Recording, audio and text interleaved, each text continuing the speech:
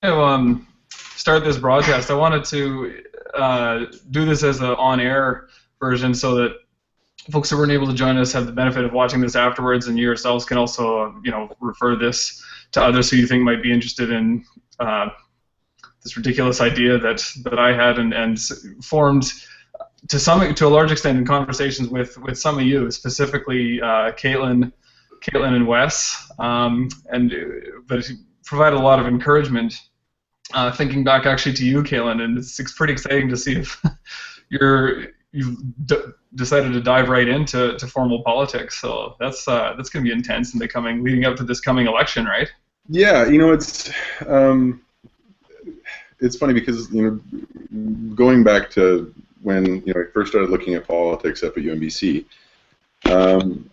it became clear to me that the majority of people, like the challenge that we face as a polity, is that we're constantly given the excuse that we're too busy, that we have that our lives are too important to really pay attention to politics. But it's always been very clear to me that politics is more than the votes cast in Parliament and votes cast in legislature and city halls.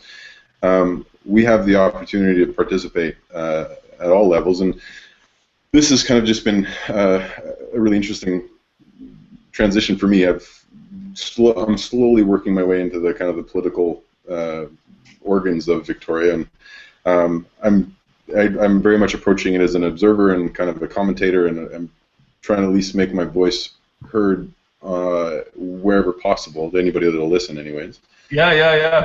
No, Kellen, that's perfect. And actually, it's almost like we planned this and you set me up for an intro, because that's a perfect segue into what I was hoping to talk about. So if you guys will indulge me for a sec, I'll go in a little bit of a rant that some of you have heard in varying forms. The notion of we are politics, another way to put it is we are all politicians, a bit of a stronger statement if you put it that way.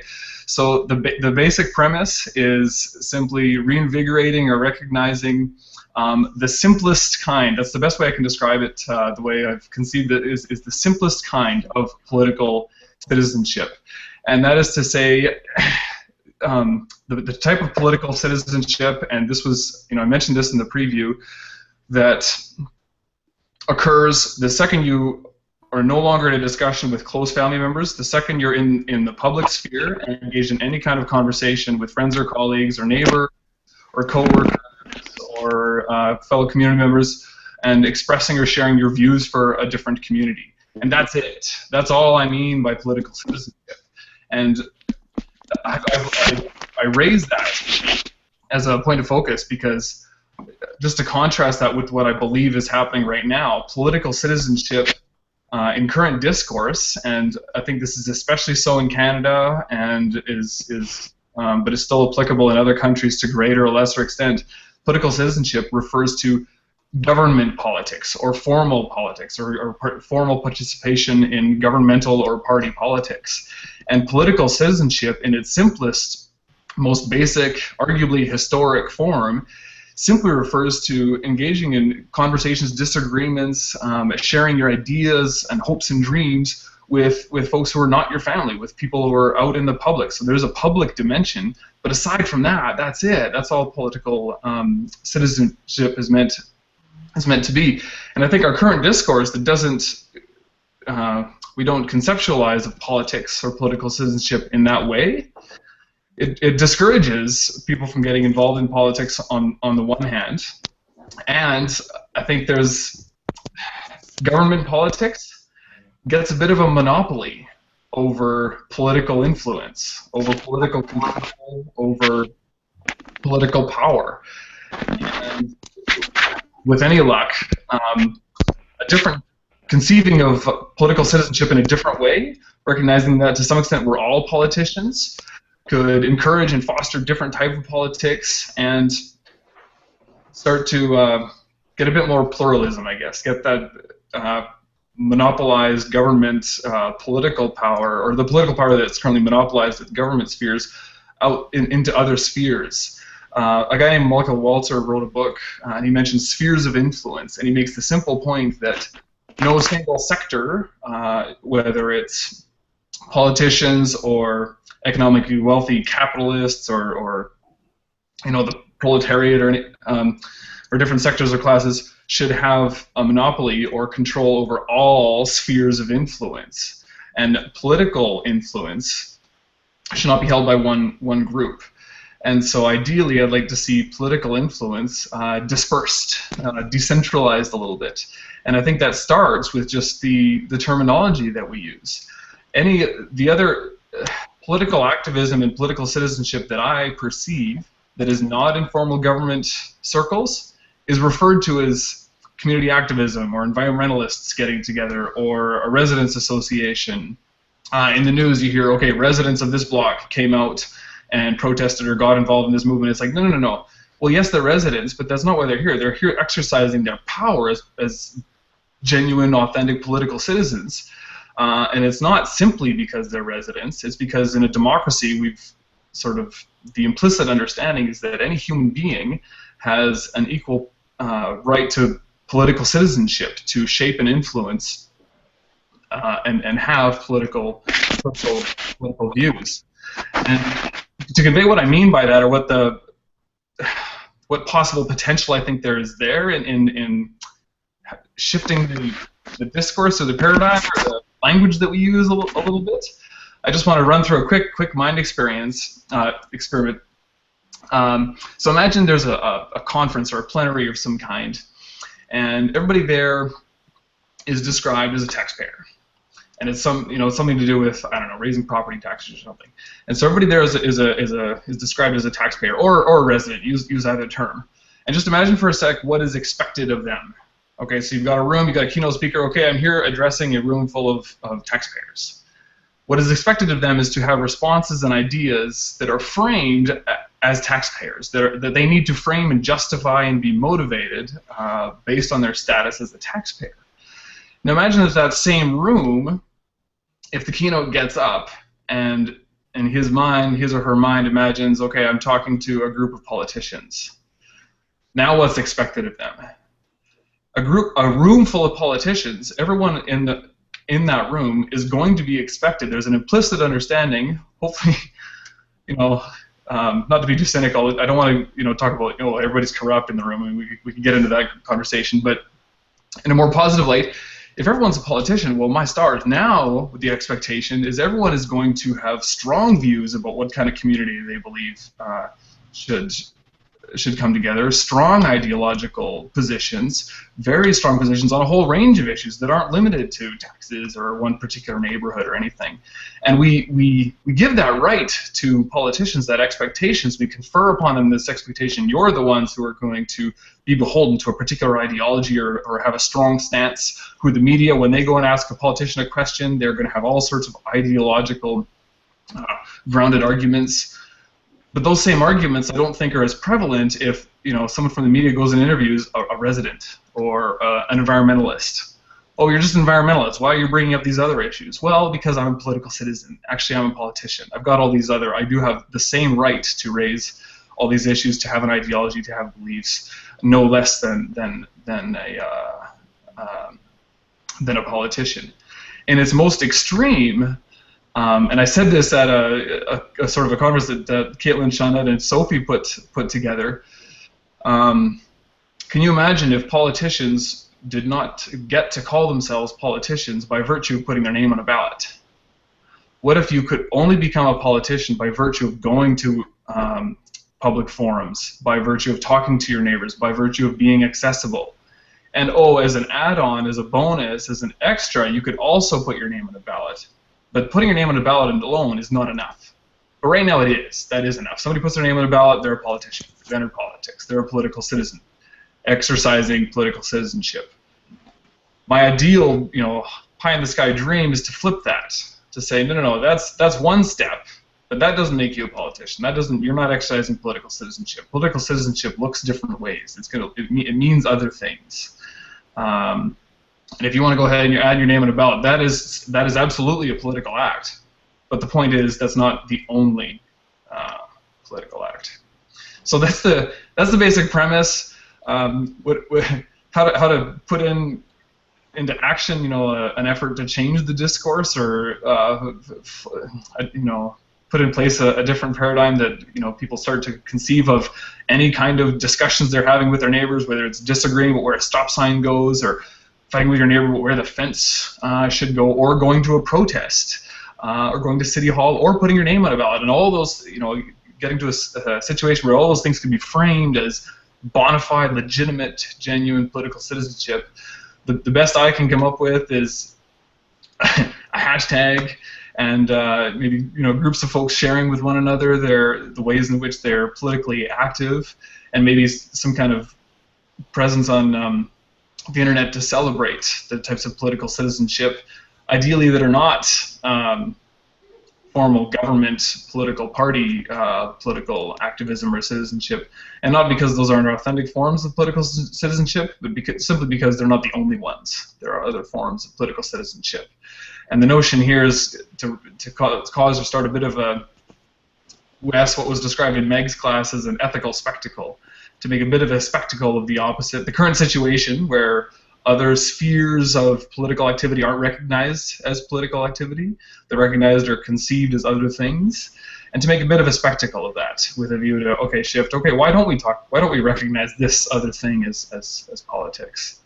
So that's all I've got. I know I don't want to put anybody on the spot, but maybe Caitlin, you've had some time to think about this, so what did you think after we chatted about this in November?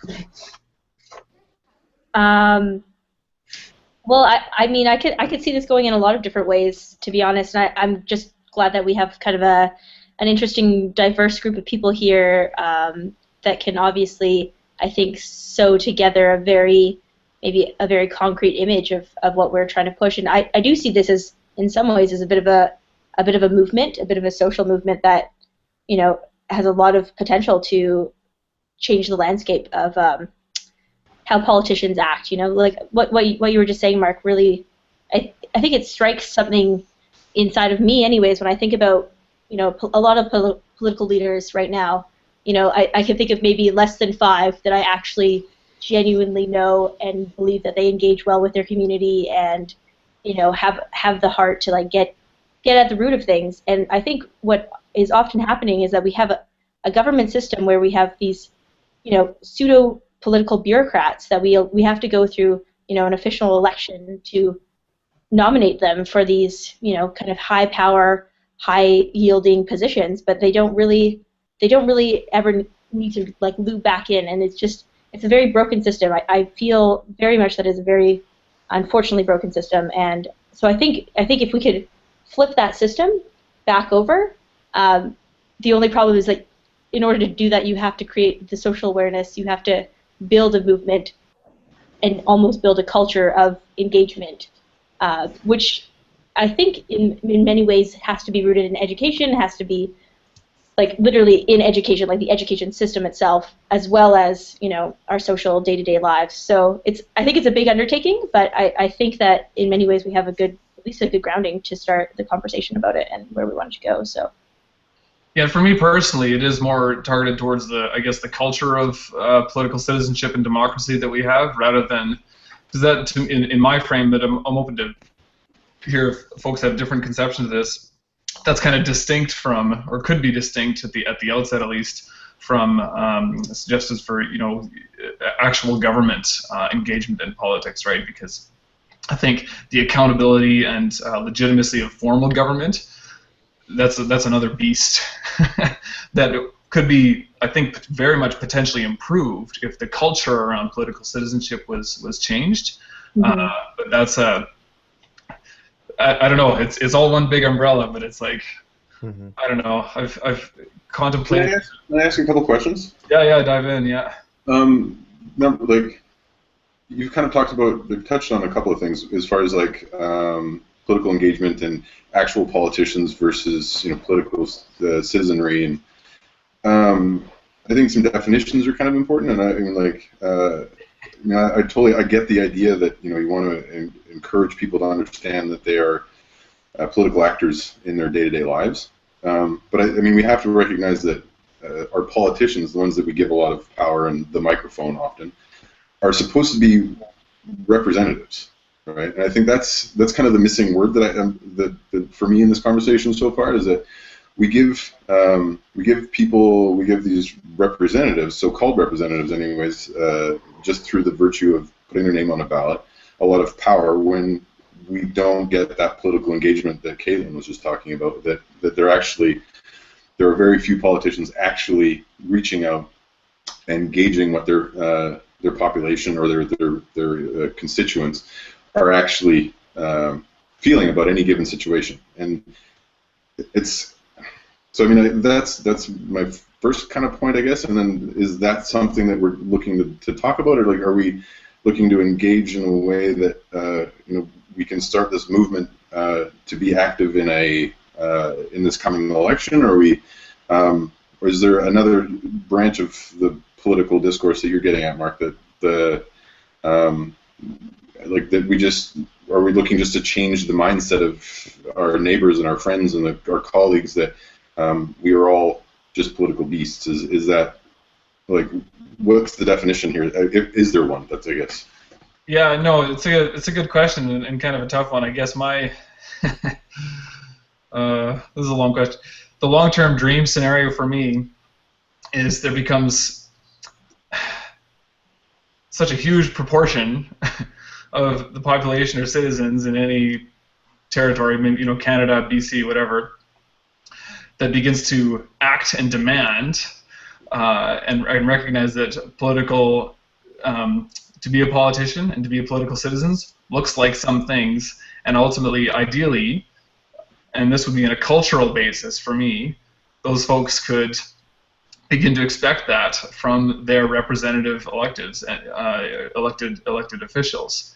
But that would be sort of from the ground up and might be hard to do. So the ideal, my conception is this: it's a change in the cultural landscape in which we describe politics across all citizens and all spheres of and youth right to adults and all including people who only, I don't want to pigeonhole it, but 110% of the time just talk about sports and ignore everything going on politically, but to recognize that no, to some extent talking about sports is in fact political, and if we can shift that frame of mind a little bit, perhaps those expectations could be imposed. They could be imposed on our elected officials. But that's a little bit idealistic, maybe. I don't know. So maybe what you're talking about, some more directive action directed at represent elected officials might be more effective. I don't know. Well, I mean, I guess it's important to understand that there's governance and then there's politics, right? There's the idea that we've got the administration of the common good and the common goods, whether that's political or natural resources or human resources or tax bases and all these other. And that's just the nuts and bolts of running an economy and generating wealth and generating wellness and distributing the goods, public goods, essentially, right? Goods. Then we've also got the political side of things, which is really the ideas, the value judgments that all of those decisions are based on, right? So yeah, and I'm referring more, I think, or my interest is more the ideas and just the discourse that's great. I think and I've been interested and definitely follow. Okay, what electoral system do we have? What voting system do we have? What rules do we have around forming and running for public office? And to what extent do those make our government accountable and legitimate? To me, that's one dimension of democracy, is how legitimate are the decision makers in power. This is more the language, discourse, the culture that we have just around, and the expectations we impose on one another as just citizens in a given territory. So yeah, my interest is more the cultural, the ideas landscape. And Jackie, this is something, your first response to me was, you know, the word you used, which I like, was normalizing. To make political discourse more normal. It's a bit of an outlier, right? People, you know, what do you avoid at the dinner table? Politics and religion. It's like, well, no, not if you're, to me, not if you're a political citizen, which all of us are. There should, you know, you should feel free, but it doesn't have to mean you're talking about or complaining about Harper. It could mean you're talking about, you know, what the city has planned for your intersection, or where your neighbor's putting his fence. I don't know if you've thought about that further, Jackie, since. Yeah, I'm sitting here kind of trying to wrap it around what we're trying to do here, I think. And for me, like, listening to what you have said, Mark, and what others have said, sounds like ultimately what we're trying to do is improve Canadian democracy, right? And the way that you're looking at doing that is by encouraging political participation and empowering citizens at one level, but I also think by doing that you're empowering politicians. Like we've been talking about how, you know, politicians are making these decisions that aren't legitimate, and they're not engaging with citizens as much as they should be. But on the other hand, citizens aren't engaging with politicians as much as they should be. There's a huge problem of apathy in Canada, and I think what's cool about what you're putting forward, Mark, is that you're encouraging citizenship. For me, the word political is citizenship. Like, I think that as a citizen, we're meant to be political. We're meant to participate in these kinds of conversations, and we're meant to contribute to our democracy. But I don't think that happens anymore. I think now when people think about citizens, by and large, they think about the taxpayers you mentioned earlier. There isn't that responsibility to be political. So I think by drawing attention to the political part of citizenship, you're doing something really important. You're empowering citizens, and then I think that in turn will actually empower politicians, because they'll have a more informed, more engaged electorate that they can go to, that they can bounce ideas around with, and that they can then make better policies using. So I think that ultimately, by encouraging political citizenship, you're encouraging and supporting a better democracy. So that's kind of how I'm wrapping my head around this, and that's kind of why I'm jazzed about your idea. And you've, I'm so excited. You totally tied into something I'm really jazzed about. I totally agree that when people hear the word citizen, that's even in some circles, this is not universal or general by any sense, but that started to be conceived as, oh, citizen. Well, what does that mean? Oh, I have a right to shape and express my ideas for how my tax dollars should be used. You know, it's come to it's become equated with other things, and it's like, no, citizenship in its purest, simplest form is a political thing. And so, no, I agree. The pure term is just, you know, I'm a citizen. But because we've lost that touch with political citizenship, the emphasis here is, again, making a bit of a spectacle out of the notion that no, citizenship, when we use that word, it's political. And that distinguishes you from a consumer, or from your role as a consumer or a taxpayer or a resident or an activist or blah, blah, blah. All these other words that we use if anybody is anything other than a formal politician running in a formal political party. It's like, no. If you're an environmental activist, absolutely. You're engaging your citizen, you're exercising. You're exercising. Thanks, Sean. your political citizenship, and I agree too. Politicians are there, especially some politicians deserve and merit a lot of blame for not engaging with their constituencies, but citizens as well. They take a lot of it. Is like, I'm not interested in politics. I'm not going to talk about that stuff. Or if they do, it's on the most visceral, sort of low-hanging fruit. You know, Ford Nation, cut the gravy train. You know, it's like sound bites. The political discourse we have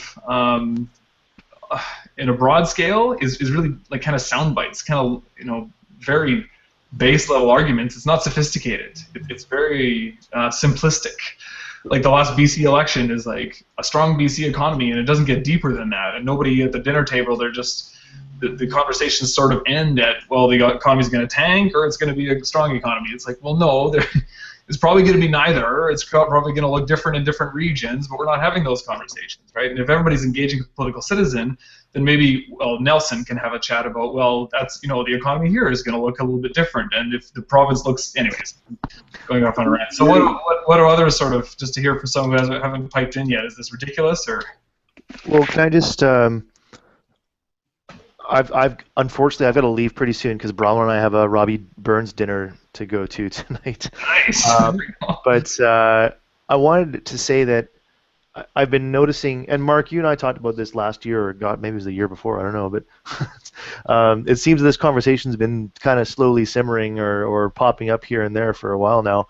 But there's a lot of sort of democratization of public goods or delivery of services happening, at the community level, whether it's through the nonprofit sector or social sector, as it's sometimes called, or whether it's the business improvement areas that have power over, public spaces, residents associations, all these sort of these organizations that comprise civil society, more or less. And I think it was John Friedman in particular, the professor of planning up at SCARP, I think he's pretty much retired now, who's been saying this for years and years now, that that we need more of this sort of rise of civil society and this assertion of civil society in being more proactive about the everyday experience and the policies that that impact our everyday lived experience. But it's mostly in an urban context, not in a provincial, one or federal for that matter. But there's these organizations that have been looking at this in Vancouver. I know Tara Mahoney is doing her PhD right now at SFU, and Gen Y is looking very much at this sort of urban citizenship lab type concept. And then the Metro Vancouver Alliance is a huge, gathering of faith-based organizations, unions, environmentalists, residents, and it's a nonpartisan sort of affiliation.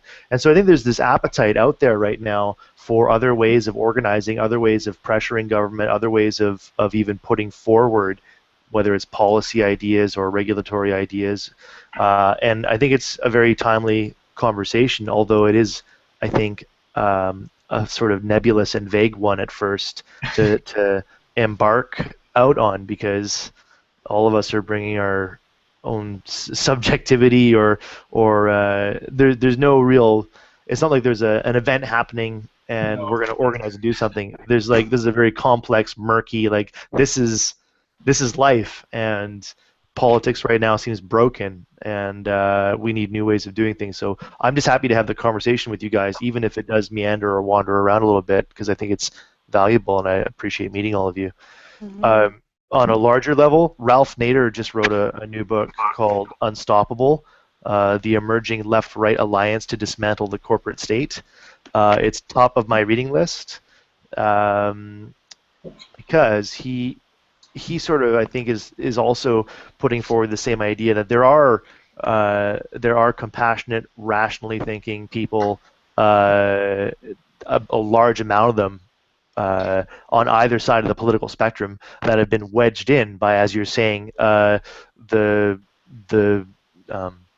terms or definitions or identities that we project onto them as a Democrat or as a Republican or as a liberal or conservative or whatever.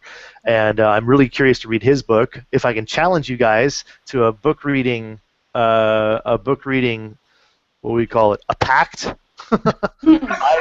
I'm gonna read this book because it seems to be very timely, and it seems to relate to a lot of what we're saying. And if we're gonna link up again in a Google Hangout, I wouldn't mind having a bit of a book club conversation about this. What's the title again, Wes? Unstoppable: The Emerging Left-Right Alliance to Dismantle the Corporate State, by none other than Ralph Nader, the man who gave us seatbelts. Really? I didn't know that. And apparently handed George Bush the presidency. Wow. Shawnette here. I just I might have to go soon too.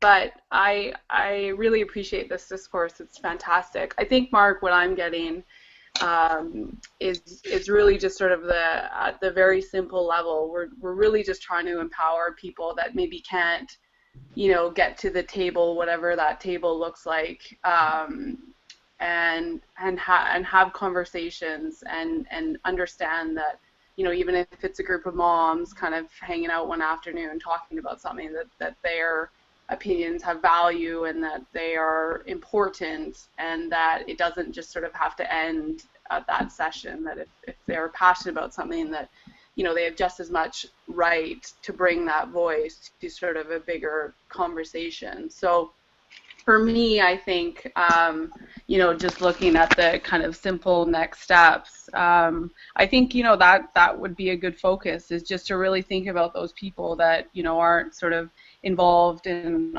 either an academic setting or in a body that sort of does this work on the regular, and to reach out to them and try to sort of start those conversations and inspire people to feel like they are a part of it.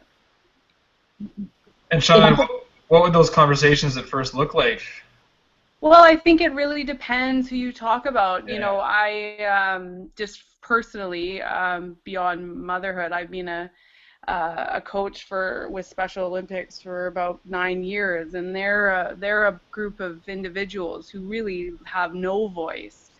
And I think about one of the municipal committees that is a committee for persons with disabilities, and there's no person on that who has a cognitive disability, and I think talking to them and speaking with them about well, what's important to you, and what makes you feel a part of a community, and sort of go from there. So I guess it looks different depending on who you're talking about, but I really think giving people the space to sort of talk about things that are important to them, in a structured way is a really positive first step. So does that make sense?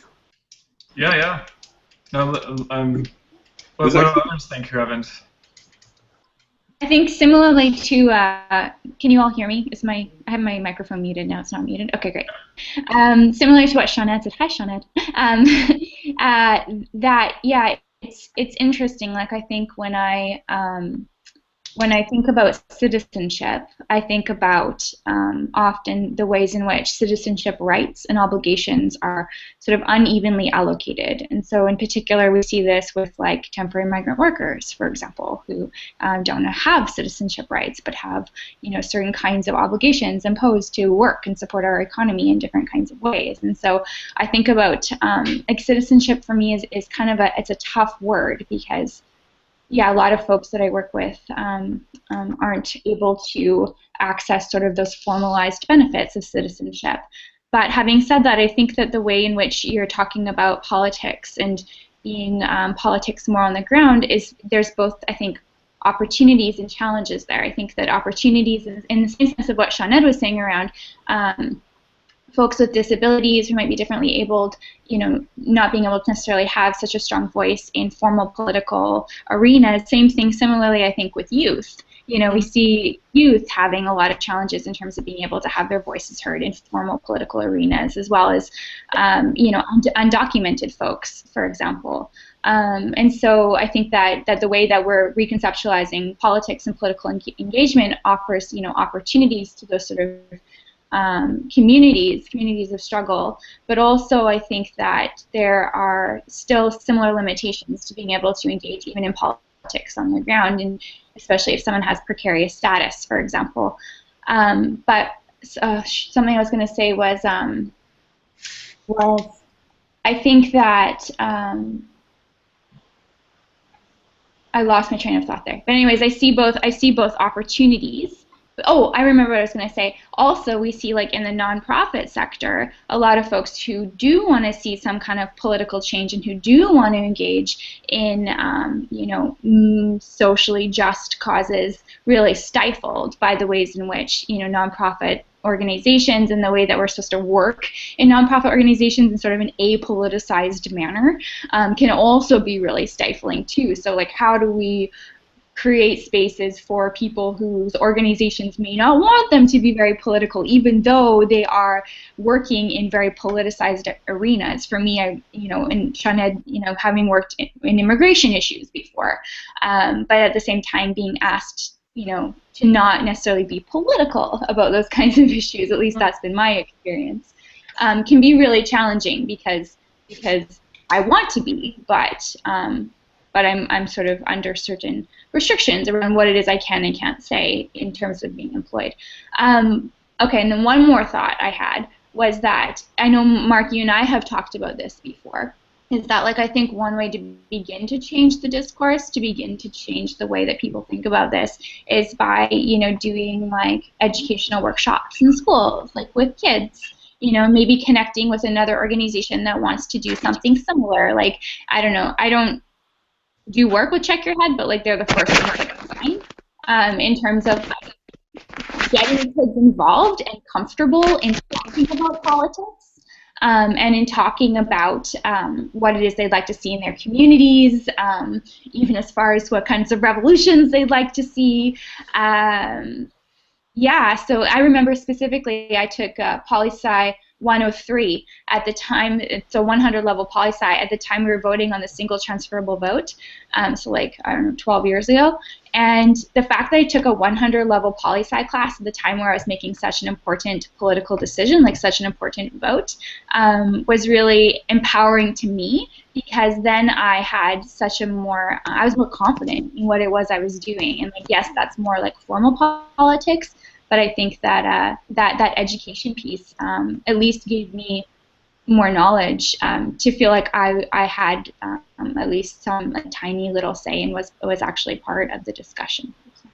That's terrific, Jenny. I know that the nonprofit world, the requirement to be apolitical is something that I'm fighting every day, and I always say to people it's ridiculous, because any nonprofit, the reason any nonprofit starts is inherently some political thing. Mm-hmm. Yeah. A great book on this is called The Revolution Will Not Be Funded. And it's an amazing book that really speaks to this. So. No, we can do it. We can fund it. I've got faith. This is actually the notion of workshop is something that Jack and I discussed some while ago, doing a sort of a program targeted in schools, and we were part of a sort of a day-long workshop. And there's one girl in a breakout group that Jack and I were with. She came up with this great statement. Not everyone's interested in politics, but everyone's interests are political.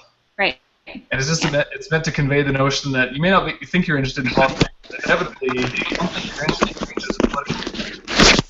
And so one notion that Jack and I had sort of tossed back and forth was, rather than have an explicit class that is on politics or political citizenship, you go into chemistry or art or whatever, and you discuss, okay, what are the political dimensions to being an artist? What are the politics of being an artist? Or, what are the political dimensions of Chemistry 11?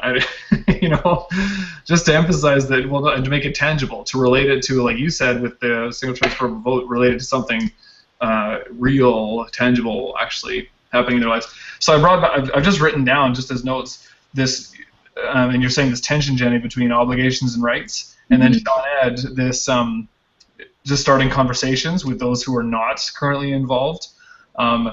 My notion is some kind of spectacle to raise the notion that no, citizenship means this, and hey, political citizenship doesn't only mean government citizenship, and. But I guess I'm saying, like, I was just going to go back. Wes is this how murky this is, and so to get on the same page, reading a book and then workshops. So these are, this is all murky, but it's getting a little bit more tangible. Sorry, who was going to pipe in there?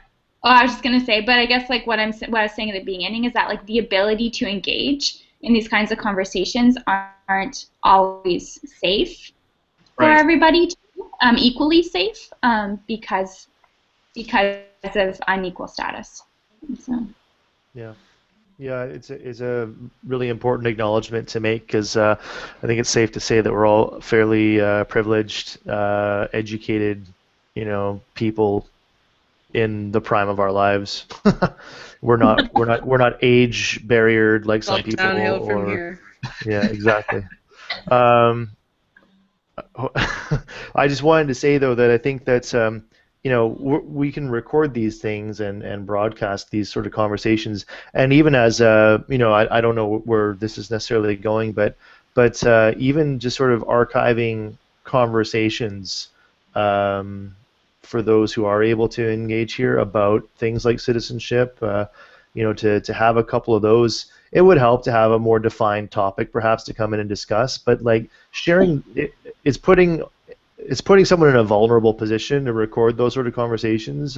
I recognize, but that would be a really fascinating thing to share, I think, with other people and go, oh, these are the sort of conversations that people actually can have about citizenship and about politics in a way that is more personal and maybe more nuanced than the heated type of debates that we often see in media that are almost they're a spectacle. They're not all that constructive.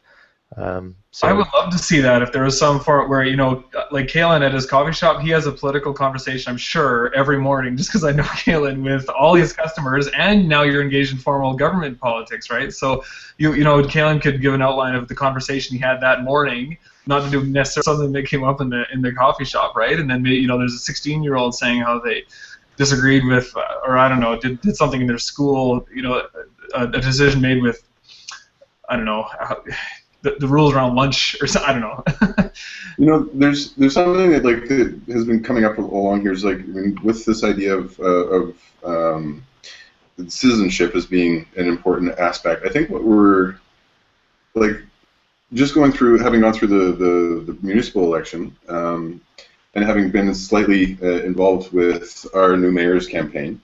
And you're right, Mark. I spent a lot of time engaging people, normal people, disinterested people in politics, and the way that I enter the conversation with them is that, and if they're like, well, I'm not really all that interested in politics, I generally tell them that we have a problem in this country and in the West in general.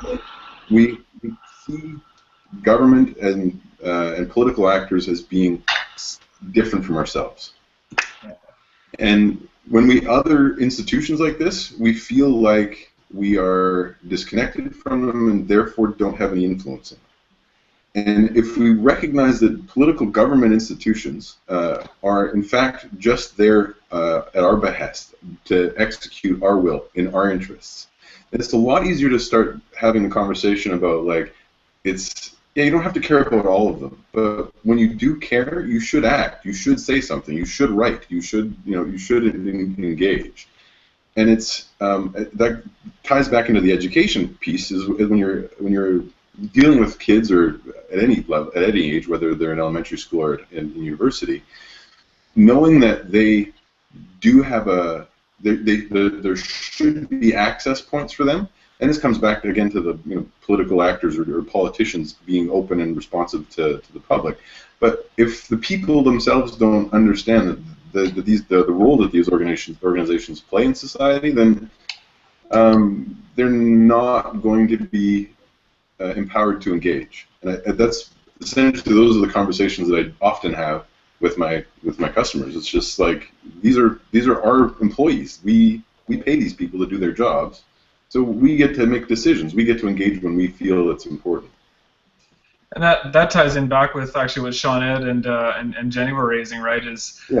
Well, and even Wes is us coming from a privileged position, but not ever doing what you're describing requires some basic information that not everyone has access to, right? Well, I think that's the point that I'm making, is that we need to be able to. That needs to come straight from that should be part of whether it's Civics 101. Or civics, intro to civics in grade 4 or 5 or 6 or whatever it is.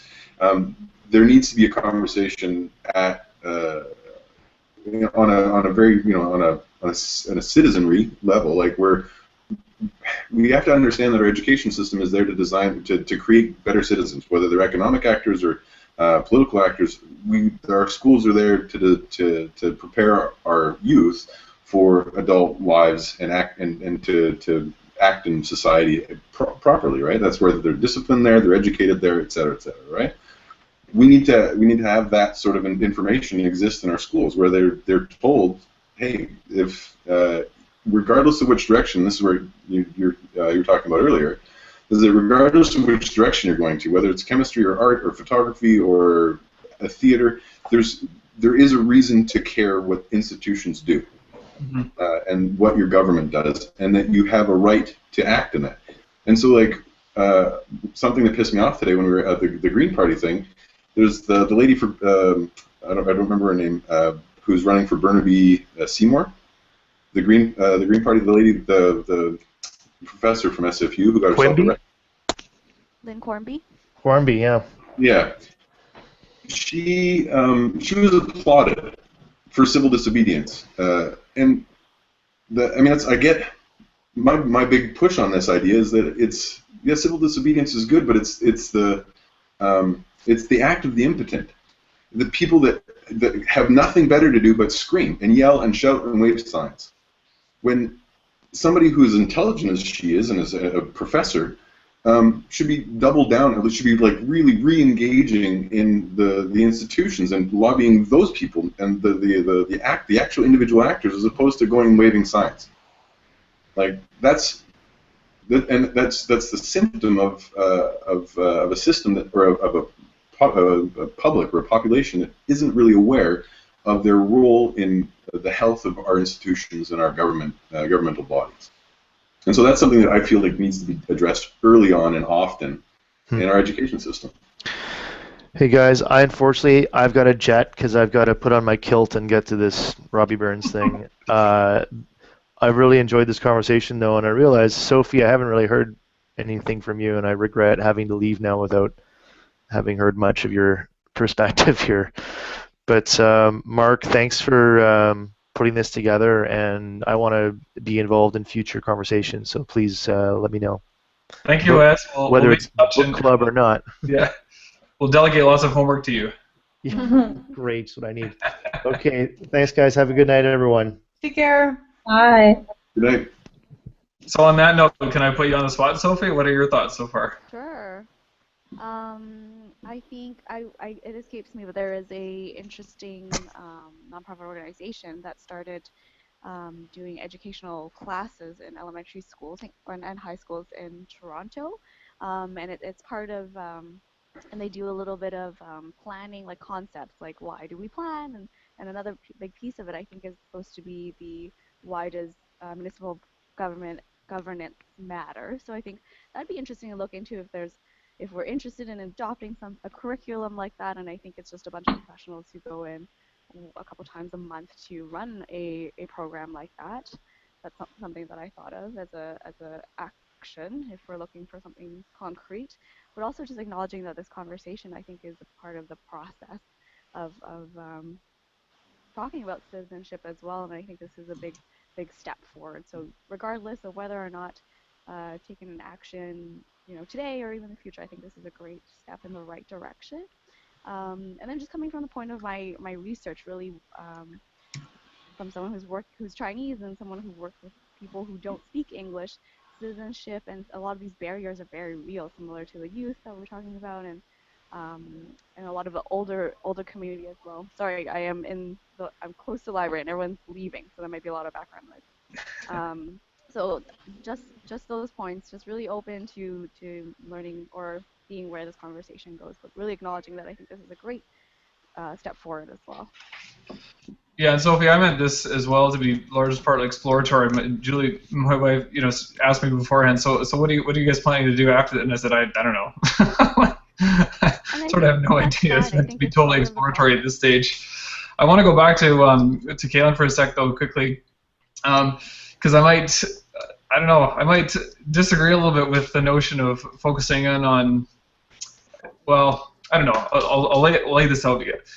One realization I've had, and this may be true or not, I don't think, even if they were doing an amazing job of educating folks regarding our institutions or what citizenship is, that everyone in the population is going to be interested or capable of getting involved in formal governmental politics or influencing formal governmental politics.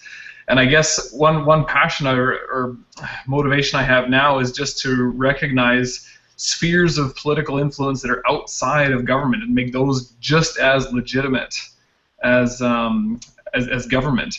The challenge, though, is that government political participation obviously exercises a huge amount of power and is totally legitimate. The problem, one of the problems that I'm perceiving, though, is that politics right now, when people hear that word, that's all it means to them is government and getting involved in government. And what going back to what Jack was bringing up, I think political citizenship, ideally for me, is government plus a bunch of other things. And to direct that discourse, I'm thoughtful that we might have to oversteer the other way. And I don't know what everybody else thinks of this, but we might have to sort of oversteer and say, yeah, government's great, but you know what? All this other stuff is political too. Let's ignore that shit and concentrate on the ways the migrant workers, youth are already being political citizens. But it's a challenge because I want people more engaged in our government institutions too. But one realization I've had is just like, well, they've got a monopoly on the word politics. They don't get that monopoly. A youth group getting together on a Sunday night, that's politics. And I don't think they should necessarily feel like every month they have to get engaged in formal government politics. They should feel like their political citizenship is just as authentic as that politician you mentioned who's hankering down, doing her research, getting involved in our formal government channels to influence a certain course of action. Right, and so I don't know. I'm too minded, I guess. I have to ask to what end, though, right? Like, I guess, if you want to just have an intellectual debate about, whether or not we feel like we're citizens here, or that that we're political actors, that can go on till the end of time. But like, what is to what end? Because if we want to go back to Politics 101. The definition of politics is in the very crass sense, is who gets what when, right? And so then, if we're talking about the divvying of resources and the divvying of attention and resources and time and influence and all these types of things, then what is the point of bringing up these youth groups or their meeting as being politics? It doesn't reflect any broader societal change. It doesn't change the direction of anything. All we're doing is going, thanks. Yeah. Because it's relatively easy, isn't it? Fair enough. I've struggled with that question. What do the rest of you think? I agree with what Kaelin's saying. I think I said this to you in my email when you first brought up this idea. I don't think that we want to. I think that we want to celebrate politics in the forms that you're describing, but without kind of poo-pooing regular politics. Like, I don't think that we want to say that these institutions or these people who have dedicated their lives to a cause that takes a lot of effort and they're not getting reimbursed to the extent that they should be, but putting that aside, I don't think we want to say that. I don't think we want to devalue that at all. We want to celebrate this informal citizen politics that we should all be participating in, but I don't think we want to do that at the expense of the institutions that I think as citizens we rely on and we need. So I love the idea that Wes mentioned of just kind of setting a good example and starting our own little youth group or policy discussion group, whether it's talking about a book or maybe a political issue once a month, getting on, filming one of these hangouts and sharing it with people so that they can see, you can have these discussions and they can have a ripple effect. Maybe we have a discussion about an interesting policy issue, someone watches it, they bring it up in their youth group, and that youth group, someone there brings it up at their family table, and you know what, by the end of flash forward a little while and you're influencing politics in the formal institutions. So I think that we need to talk about this citizenship as a way of affecting policy and politics in the formal institutions and not try and separate it too much. That's fair, and maybe the point of emphasis could sort of be what you brought up earlier, is just, hey, raising a big red flag saying, hey, you know what, citizenship is political. And that's what citizenship means. It means politics, and here's what it looks like when you're just starting, when you're just there with your buddies. Here's what it looks like at a kitchen table. Here's what, I mean, Sean Ed brought up this notion of just, get equipping or getting involved in conversations with those who might not be having conversations. And so just having it conversational at the outset, right? And without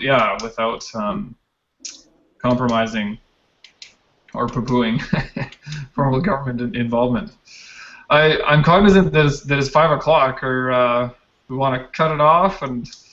I have to go. Yeah. But it was a great conversation, Mark. Thanks for asking me to be part of it, and it was nice to meet all of you virtually.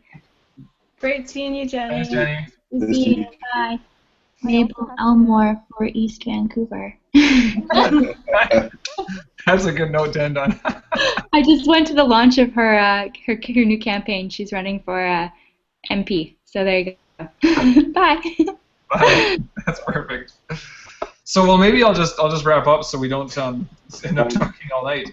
I mean, we would just want to let this percolate and explore that book that Wes put out there. I love the idea of just let's start thinking of how we can promote and celebrate the notion of political conversations, and encourage. And with this, and then I've got this other notion of education, right? And so educational workshops, connecting with other groups doing similar work as a possible way of doing workshops. Are there other specific items like that folks have thought up in the meantime, or?